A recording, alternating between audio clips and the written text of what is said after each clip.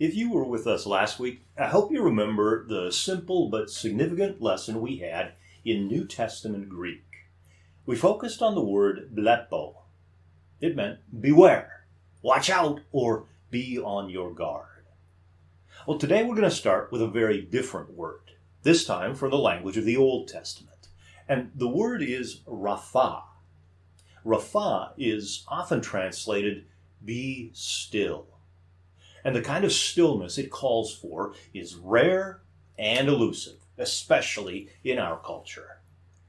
In 1998, Dr. Richard Swenson wrote a book called The Overload Syndrome. It's still one of the most helpful books I've ever read.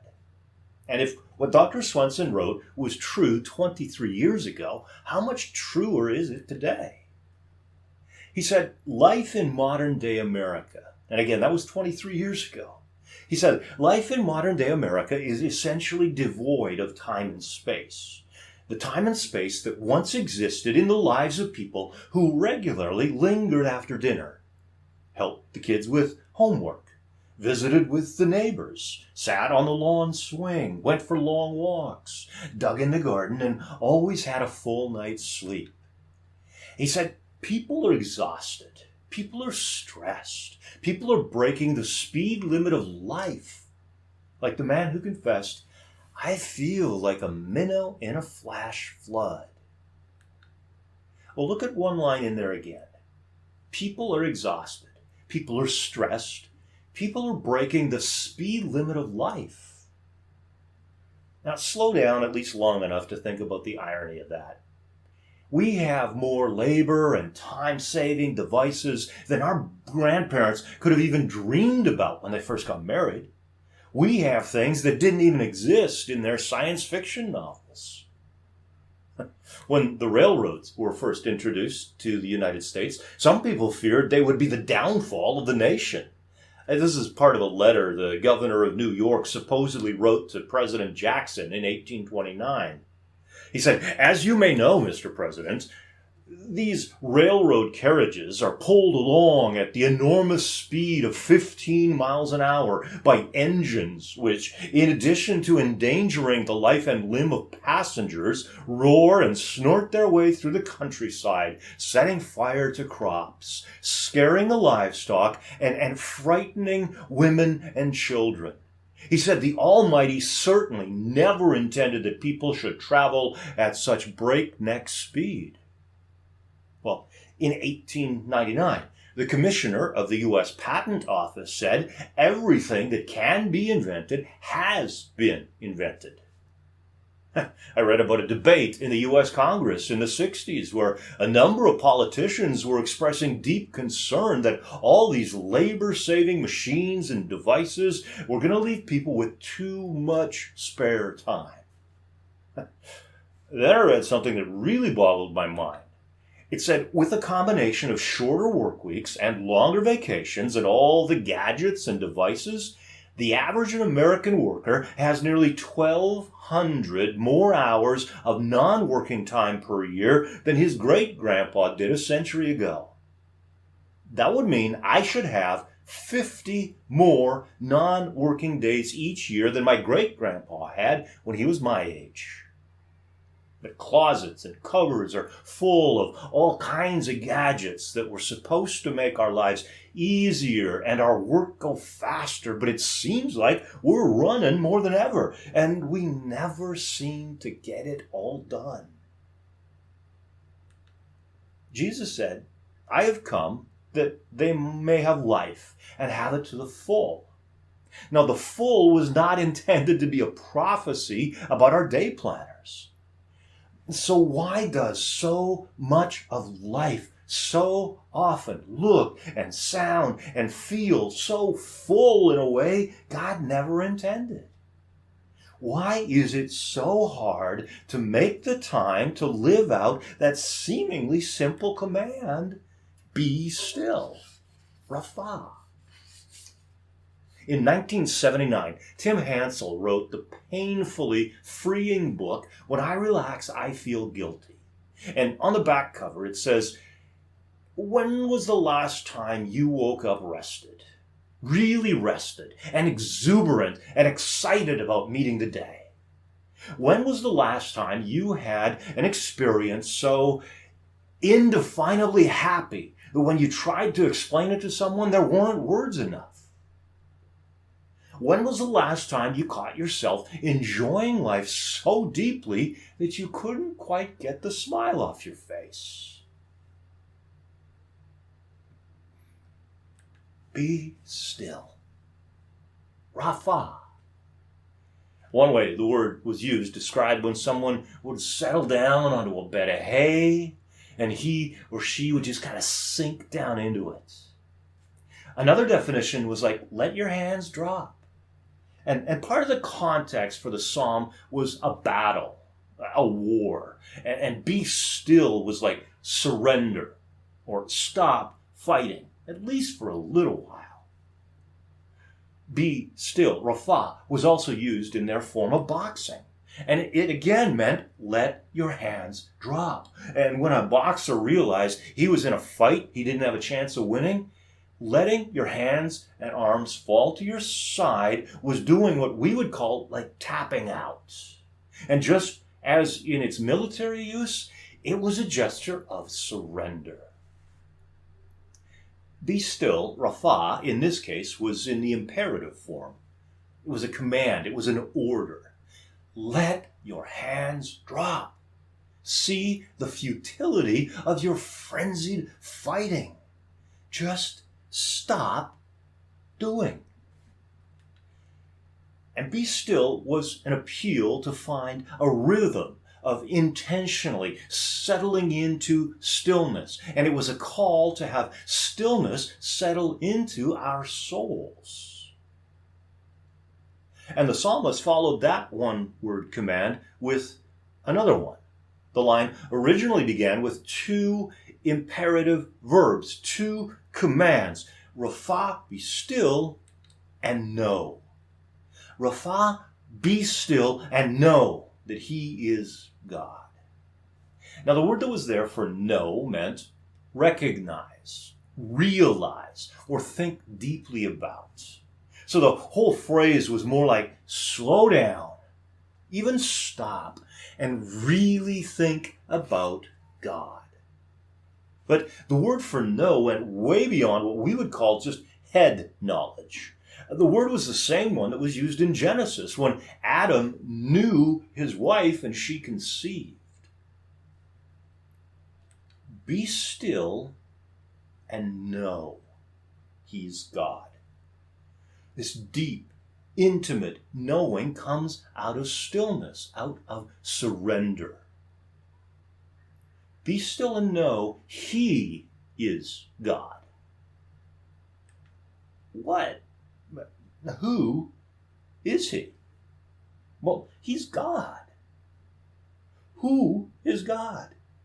He is God. So who isn't God?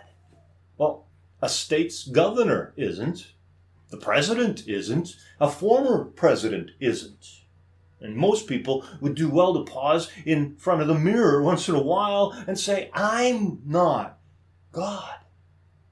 And reminding ourselves of that can take a lot of pressure off ourselves and lower our dangerous expectations of other people. Be still. Stop and remember, know, admit, he is God. Just choosing to simply stop can teach us or remind us of a crucial lesson. If I stop for a moment or even forever, God and his plan will be just fine without me. In The Overload Syndrome, Dr. Swenson wrote, God does not have to depend on human exhaustion to get his work done.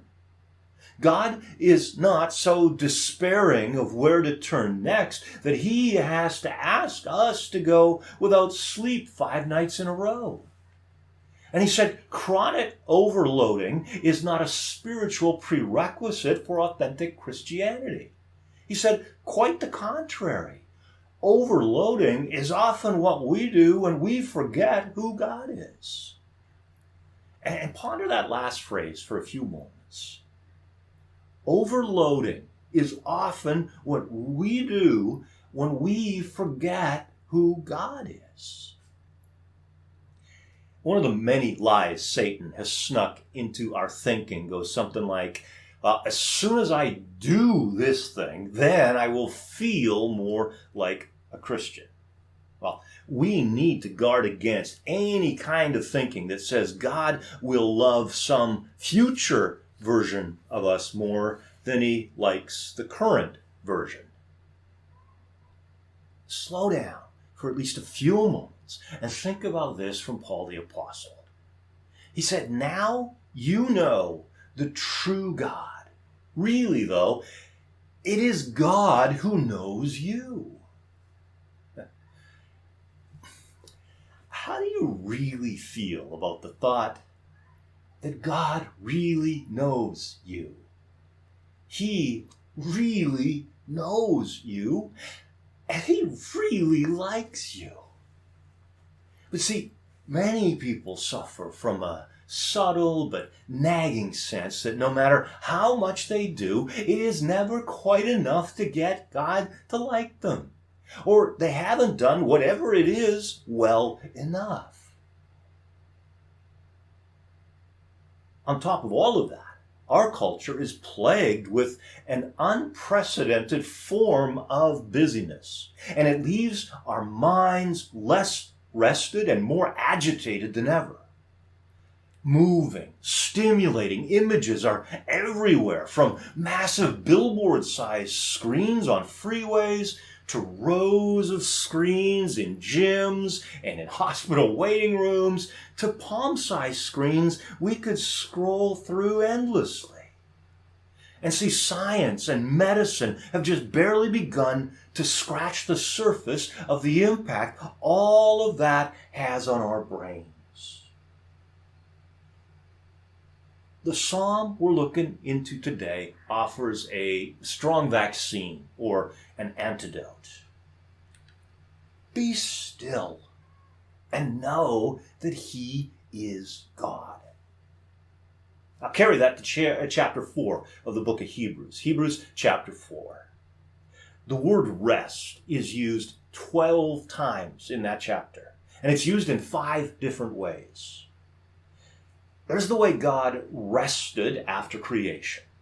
The whole idea of Sabbath is built on the rhythm of stopping regularly.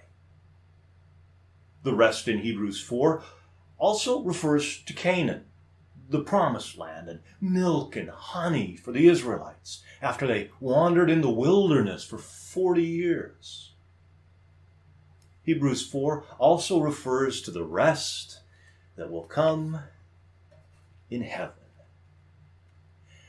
There's the inner sense of rest that should come with the assurance of salvation.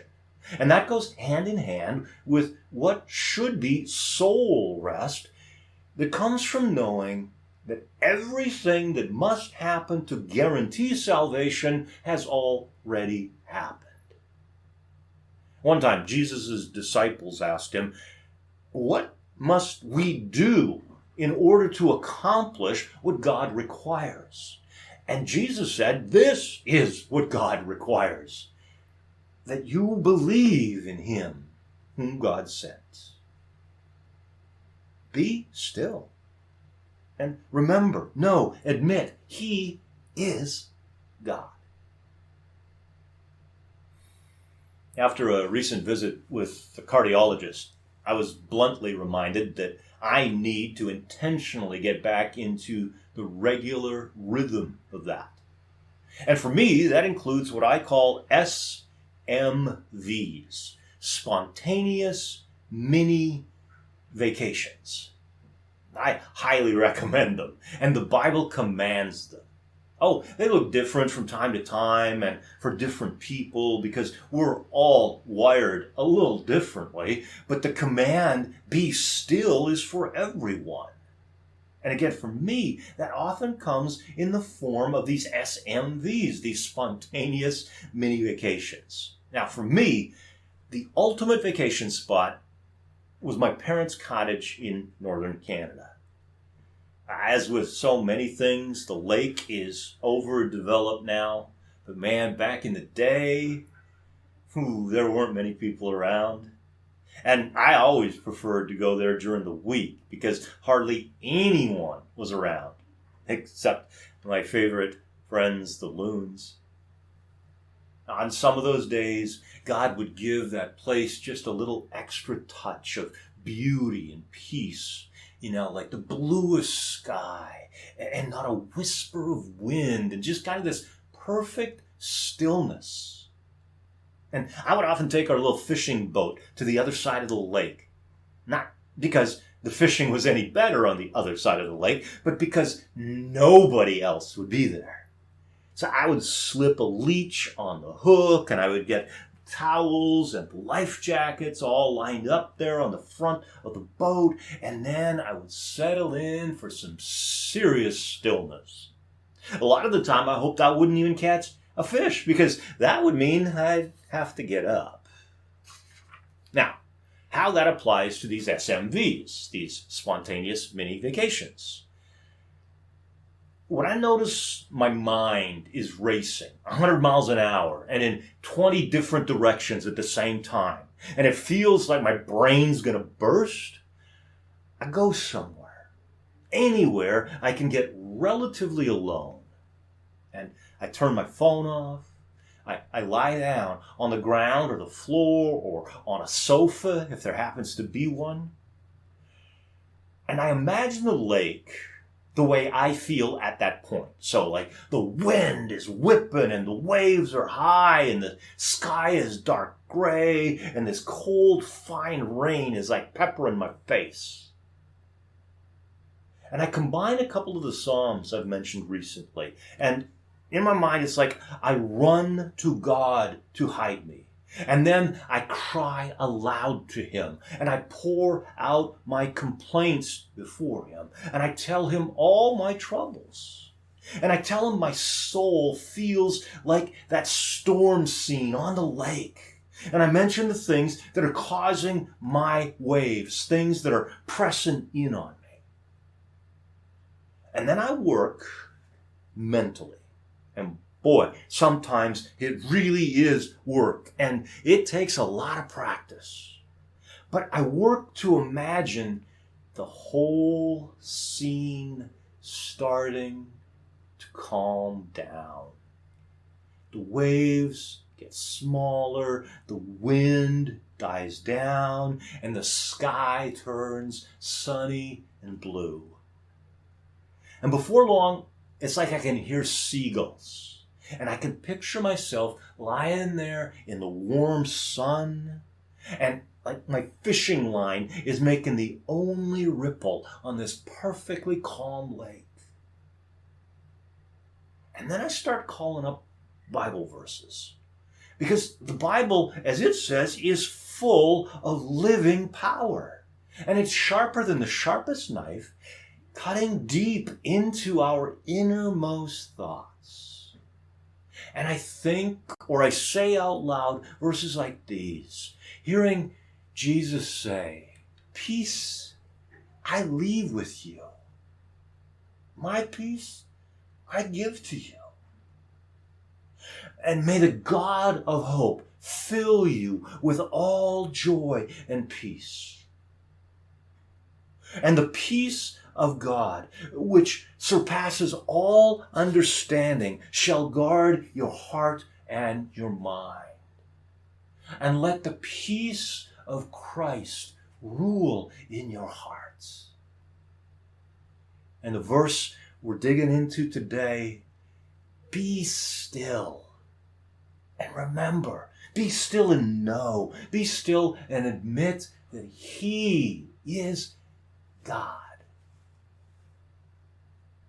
I've taken verses like those and I wove them into a prayer by 19th century writer Wilfrid Arlen Peterson. I used to have it stuck on my windows and my mirrors, and I got to get it back into my rhythm.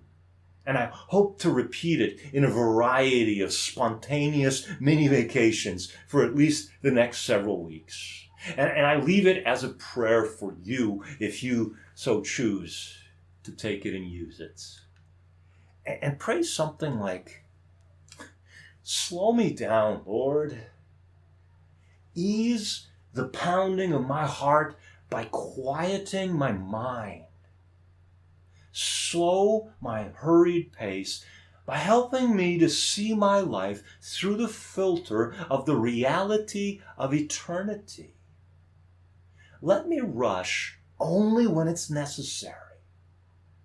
Give me, amid the confusion of the day, the calm of a desert sunrise. Soothe the tension of my nerves and muscles with the sound of streams that live in my memory. Teach me the art of taking mini vacations, of slowing down to look at a bug, to chat with a friend, to pet a dog, to smile at a child, to read a few lines from a good book. Remind me throughout each day that there is more to life than increasing its speed. Show me when it's good to say no, or sorry, not right now. As the God of hope, fill me with all peace. May the peace of Christ rule in my heart. May your peace, which surpasses all understanding, guard my heart and my mind. Make my soul still and help me to remember that you are God.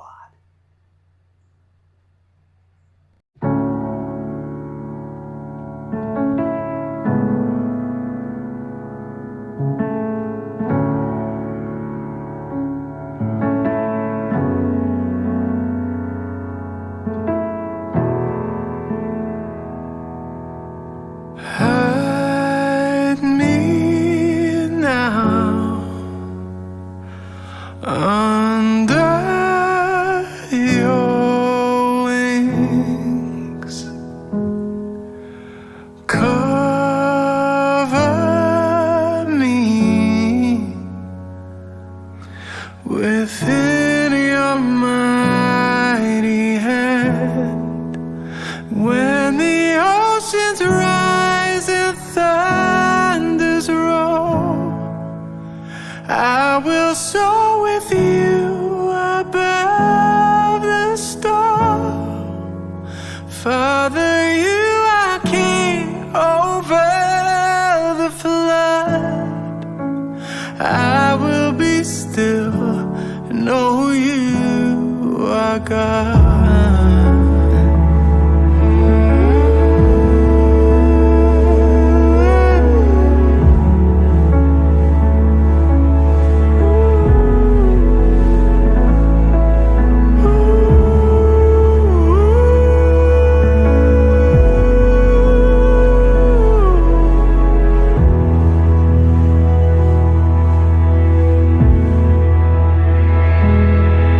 Find rest, my soul,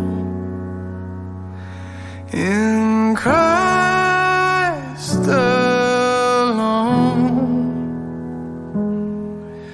and know His power in quietness and trust.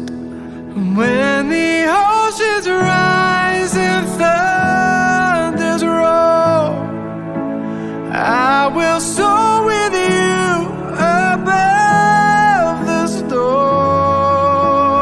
Father, you are king over the flood.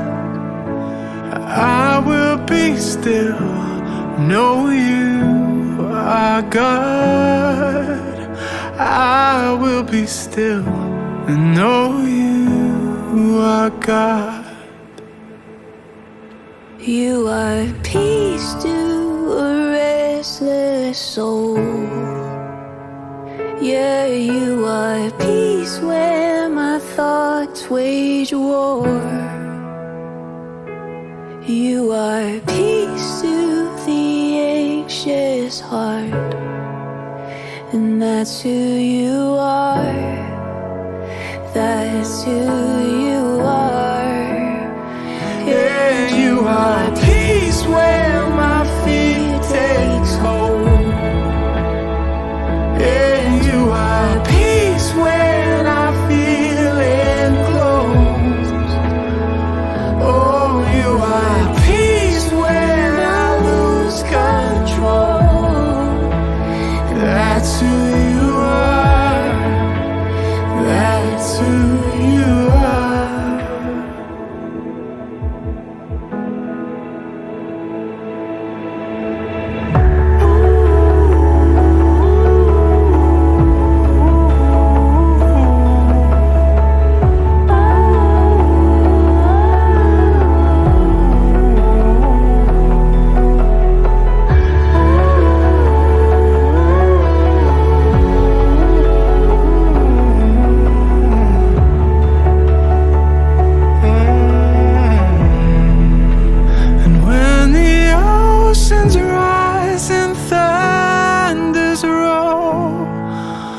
I will soar with you above the storm.